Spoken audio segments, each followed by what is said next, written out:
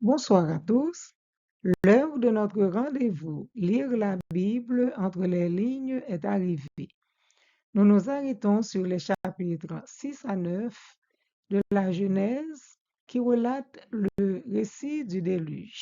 Une première vue, on y voit que la destruction de l'humanité à cause de son incrédulité.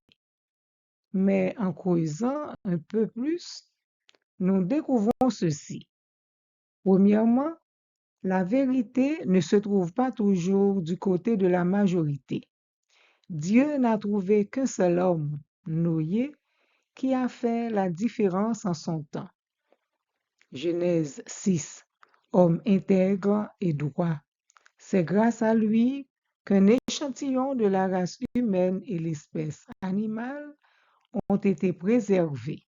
Genèse 7. Deuxièmement, la limite de la patience de Dieu. Pendant des décennies, les gens sont restés sourds à l'appel de Noé. Et Dieu a fermé la porte de l'arche. Genèse 7. Cela nous rappelle que la porte de la grâce finira aussi par se fermer. Troisièmement, la présence des animaux impurs. La création de Dieu était parfaite. Les bêtes et les animaux impurs ont été créés pour leur utilité et non pour être consommés. Genèse 7, versets 2, 8 et 9. Quatrièmement, il n'y avait aucune vie en dehors de l'arche. Tous les êtres qui étaient sur la face de la terre furent exterminés, depuis l'homme jusqu'au bétail, aux reptiles et aux oiseaux du ciel. Ils furent exterminés de la terre. Il ne resta que Noé et ceux qui étaient avec lui dans l'arche. Genèse 7, verset 23.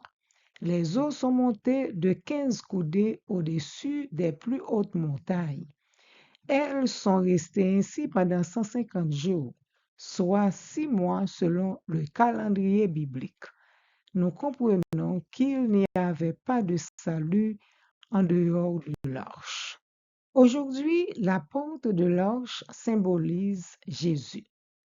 Je suis la porte. Si quelqu'un entre par moi, il sera sauvé. Il entrera et il sortira, et il trouvera des pâturages. Jean 10, verset 9. Jésus est le chemin, Jésus est la porte. Prions.